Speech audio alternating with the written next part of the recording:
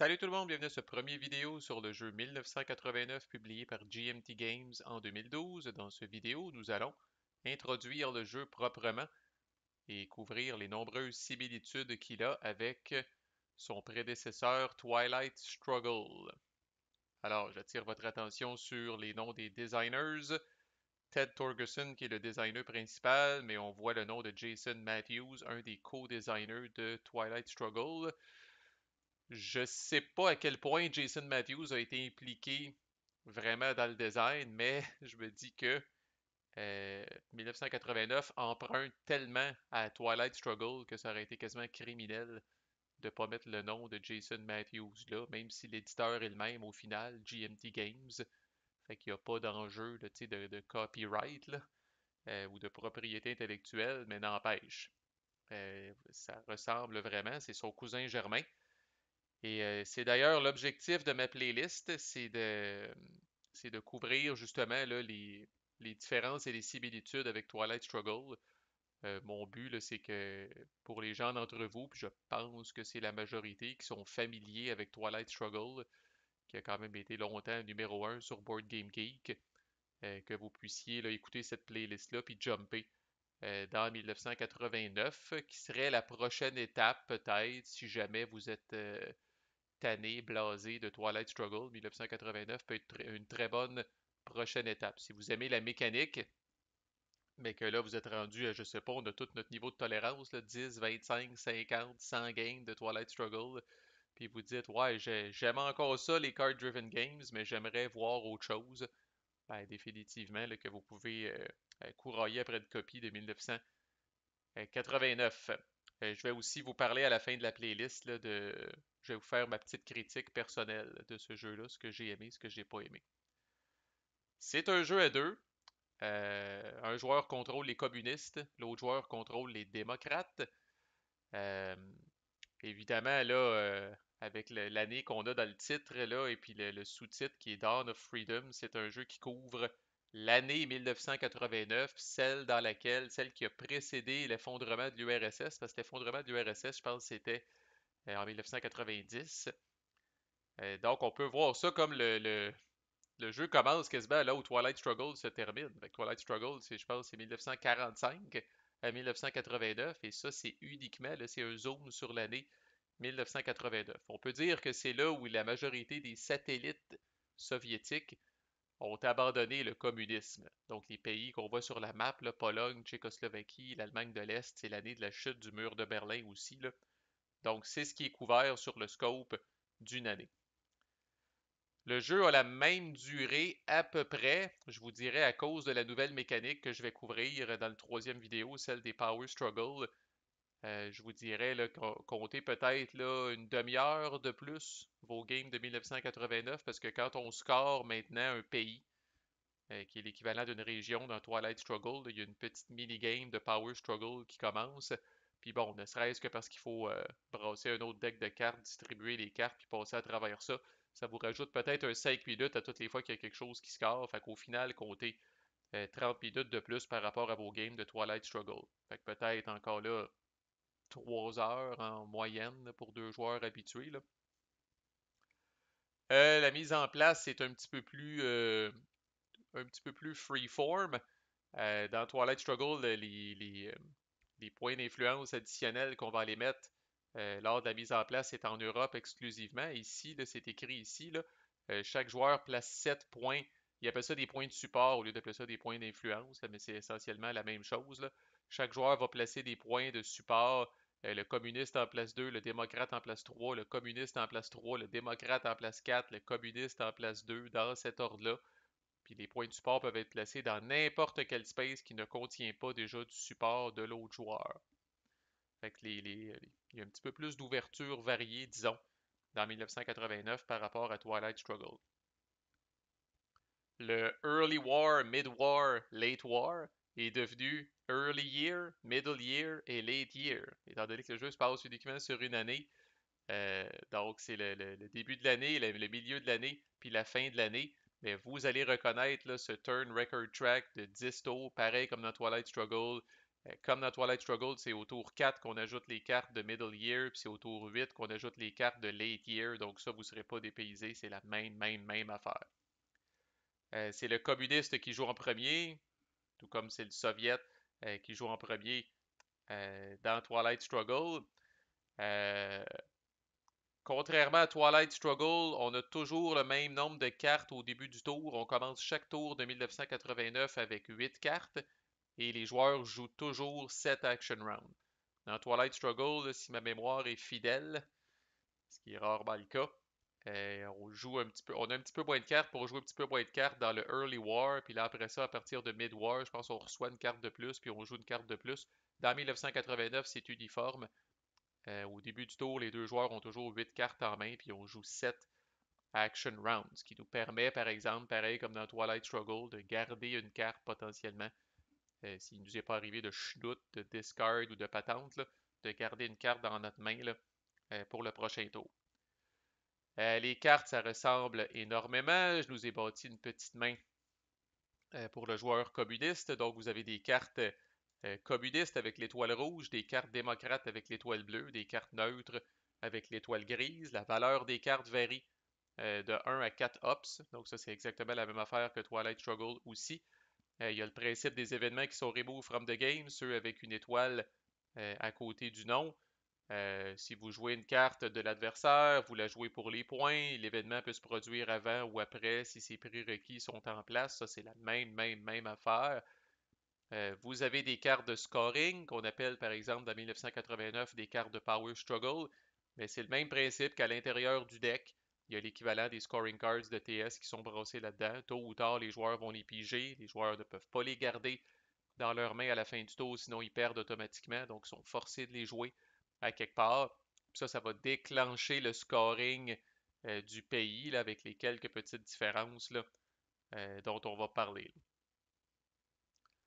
Au niveau du scoring, mis à part la petite mini-game de Power Struggle que je parlais, là, les concepts de présence, domination, contrôle, c'est la même style d'affaires. Vous avez des battlegrounds, pareil comme dans Twilight Struggle. Fait que ça, là, c'est le même calcul que vous faites, puis plus un par battleground, ça, c'est la même affaire. Donc ça, c'est vraiment identique là, pour calculer, bon, est-ce que j'ai la domination? Oui, j'ai la domination. Toi, tu as la présence. Fait que là, tu sais, je domine, j'ai deux battlegrounds, t'as présence, t'as un battleground, on fait la différence. Ça devient des points de victoire. Nous avons une track de points de victoire que j'appelle accordéon, qui va de moins 20 d'un côté à 20 de l'autre côté, 20 étant une victoire automatique pour un camp. Puis sinon, ben, si on serait à la fin de la game, c'est celui dont le marqueur de points de victoire est de son côté qui gagne. On officialise ce qu'on dit des fois officieusement dans Twilight Struggle, c'est-à-dire que dans ce jeu-là, vous allez voir des fois la notion moins 2 VP. Ben, moins 2 VP veut vraiment dire 2 VP pour le communiste. Ça veut dire qu'on s'en va à gauche. Et plus 2 VP veut dire qu'on s'en va à droite. Évidemment, tout le scope est plus petit. Je dis pas ça de façon péjorative, là, mais tu sais, ce qu'on appelait une région du monde dans Twilight Struggle, là, comme l'Asie, l'Europe, le Moyen-Orient, est devenu un pays. Donc, dans 1989, par exemple, on va scorer la Pologne. OK? Alors que la Pologne dans Twilight Struggle est une space, un pays à l'intérieur d'une région qui s'appelle l'Europe. Mais vraiment, là, on prend la loupe, là, puis on focus là, sur l'Europe de l'Est et les Balkans. Donc, on a la Pologne, l'Allemagne de l'Est, la, la Tchécoslovaquie, la Hongrie, la Roumanie et la Bulgarie. Donc, ça, c'est 6 pays qui sont l'équivalent là, des 6. Y a-tu 6 régions dans Twilight Struggle? Dans le fond, Amérique centrale, Amérique du Sud, Afrique, Europe, Asie, Middle East. Ouais. Euh, et les spaces à l'intérieur d'un pays dans 1989, ben là, ça peut être assez variable. Ça peut être des régions qui sont dans ce pays-là, mais ça peut aussi être des entités, on va le dire comme ça, là, on va y revenir, mais vous voyez ici l'Église catholique, une université, des journalistes. Donc, c'est un peu all over the place, là, ça. Là. Mais bref, dans Twilight Struggle, dans le fond, là, vous avez une région qui, elle, contient des différentes spaces qui sont des pays dans cette région-là. Puis dans 1989, vous avez des pays. Puis puis ces pays-là contiennent des spaces qui peuvent être des entités ou des régions, là, si on veut, là, qui se trouvent à l'intérieur de ce pays-là. Donc tout est plus petit, là, puis comme je dis, c'est pas négatif, là, c'est le scope du jeu qui est fait comme ça. Ils ont beau appeler ça des points de support, là, c'est la même hostie d'affaires, là. Fait que ça, vraiment, là, euh, chaque space a un chiffre en haut à droite, pareil comme Twilight Struggle, qui est la stabilité, qui est le nombre d'influences de plus que votre adversaire que vous devez avoir dans cette space-là pour la contrôler. Fait que l'Église catholique de Pologne est contrôlée par le démocrate parce qu'il y a 5 supports dedans, puis elle a une valeur de stabilité de 5. Dans l'éventualité où le communiste viendrait mettre un point, ben là, à ce moment-là, on flippe ces markers-là. Là. Fait que, on a un paquet de markers de toutes sortes de valeurs qui sont double-sided pour mettre sur le board, là, puis pour déterminer là, combien qu'on a de support dans une space, puis est-ce qu'on contrôle, oui ou non. Alors là, si le démocrate vient en rajouter un de plus, ben là, il est correct parce qu'il y a une différence de 5 par rapport au communiste, donc là, il regagne le contrôle. Vous pouvez vous répandre dans votre action round uniquement dans des endroits où vous aviez au moins un de support adjacent au début de votre action round. Ça coûte 2 points de hops d'une carte pour venir mettre un d'influence dans une space qui est contrôlée par votre adversaire. Fait que tout ça, c'est le même principe. Toute la gamique d'influence qui est devenue du support, là, c'est quand même vraiment là, tout pareil comme Twilight Struggle. Bon, là, je vais parler de quelques petites, en terminant, je vais parler de quelques petites différences subtiles, même si on n'est pas dans la vidéo des différences comme telles. Euh, des différences qui, à la limite, rendent 1900. Je pense que 1989, de manière générale, est un petit peu plus complexe que Twilight Struggle. Si vous n'avez jamais découvert aucun de ces jeux-là, commencez par Twilight Struggle. Je pense que c'est plus accessible que 1989, mais n'empêche, il y a des choses qui existent dans Twilight Struggle qui n'existent pas dans 1989. Il n'y a plus de concept de headline qu'on a dans Twilight Struggle, où chaque joueur choisit secrètement au début du tour une carte qui va jouer pour l'événement, puis là on les révèle, puis là on fait l'événement, puis après ça on reprend notre programmation habituelle de jouer une carte en alternance à toi, à moi. Donc ça, il n'y a pas ça. Quand on commence un tour dans 1989, le communiste il va en premier, puis il joue une action round, il joue une carte de sa main, il peut décider de la jouer pour les hops, pour l'événement. Bon, il n'y a plus du tout de concept de headline. La China Card n'existe pas, il n'y a pas d'équivalent là-dedans. Il n'y a pas de carte dans Twilight Struggle là, puissante qu'on se passe là, face down à tour de rôle. Ça n'existe plus. Il n'y a plus de principe de DEFCON. On n'est plus trop dans la menace militaire. Là. Fait que ça ajoute une twist intéressante, entre autres au niveau des battlegrounds là, qui, à la limite, sont toujours vulnérables. Il y a un moment donné qu'on pogne dans Twilight Struggle où quand le fameux DEFCON est à 2, ce qui est le cas plus souvent qu'autrement, ben là, on peut plus faire de coups dans les battlegrounds. Il n'y a pas ça dans 1989. Il n'y a pas de track de DEFCON. Vous ne pouvez pas perdre une game de 1989 là, parce que vous avez causé un holocauste militaire. Donc ça n'existe plus. Et évidemment, la petite track cousine au DEFCON, les Military Operations dans Twilight Struggle, là, les deux petits marqueurs de tank là, qu'on avance là, pour montrer qu'on a été assez belliqueux dans le tour pour impressionner notre adversaire et le monde entier. Ça n'existe plus également. Il y a un concept, j'ai hésité, je me demandais, finalement, je vais le couvrir dans le prochain vidéo, là, parce que c'est une similitude et une différence. La fameuse Space Race, la course à l'espace dans Twilight Struggle, a été remplacée par le Tiananmen Square Track, donc la piste de la place Tiananmen.